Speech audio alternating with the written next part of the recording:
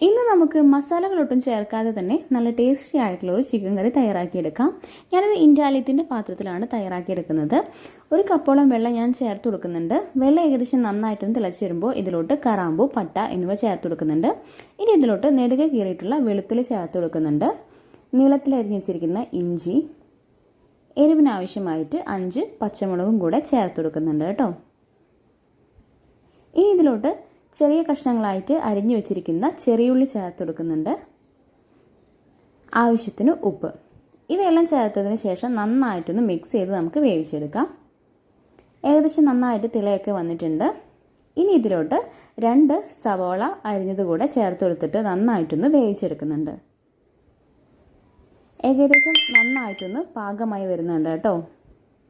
ഇനി ഇതിലോട്ട് ചിക്കൻ ചേർത്ത് കൊടുക്കുന്നുണ്ട്. ഞാനിവിടെ ലെഗോൺ ആണ് എടുത്തിരിക്കുന്നത്. ഇത് ബീഫിലും മട്ടണിലൊക്കെ തയ്യാറാക്കി എടുക്കാവുന്നതാണ്. ചിക്കൻ ചേർത്ത് കൊടുത്തതിന് ശേഷം നന്നായിട്ടൊന്ന് മിക്സ് ചെയ്തെടുക്കാം. ആവശ്യത്തിന് ഉപ്പ് നമുക്ക് ഈ സമയത്ത് ചേർത്ത് കൊടുക്കാം. ഇതിലൊക്കെ നന്നായിട്ട് വന്നിട്ടുണ്ട്. ഇനി ഇതിലോട്ട് ചേർത്ത് കൊടുക്കുന്നത് ചതച്ച് വെച്ചിരിക്കുന്ന കുരുമുളകാണ്.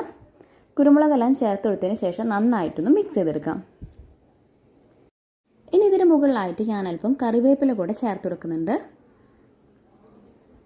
മല്ലിയില കൂടെ അരിഞ്ഞത് ചേർത്ത് കൊടുക്കുന്നുണ്ട് കേട്ടോ. കുറച്ചധികം മല്ലിയില കൂടെ ചേർത്ത് കൊടുക്കുന്നുണ്ട്. ഇനി ചിക്കൻ അടച്ച് വെച്ച് വേവിച്ചെടുക്കാം. ഏകദേശം നന്നായിട്ട് തന്നെ ചിക്കൻ വെന്തിട്ടുണ്ട് കേട്ടോ. ചിക്കൻ്റെ നീരൊക്കെ നന്നായിട്ട് കിട്ടിയിട്ടുണ്ട്. ഇനി ഇത് നന്നായിട്ടൊന്ന് കുറുക്കിയെടുക്കാം. ഇതിന് മുകളിലായിട്ട് ഞാനല്പം പച്ച വെളിച്ചെണ്ണ കൂടെ ചേർത്ത് കൊടുക്കുന്നുണ്ട് കേട്ടോ.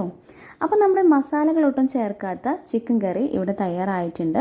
എല്ലാവരും ഒന്ന് ട്രൈ ചെയ്ത് നോക്കണേ. അപ്പോൾ ഇന്നത്തെ റെസിപ്പി എല്ലാവർക്കും ഇഷ്ടപ്പെടുമെന്ന് കരുതുന്നു. നമ്മുടെ റെസിപ്പി ഇഷ്ടപ്പെട്ടിട്ടുണ്ടെങ്കിൽ ട്രൈ ചെയ്ത് നോക്കണേ. ബൈ.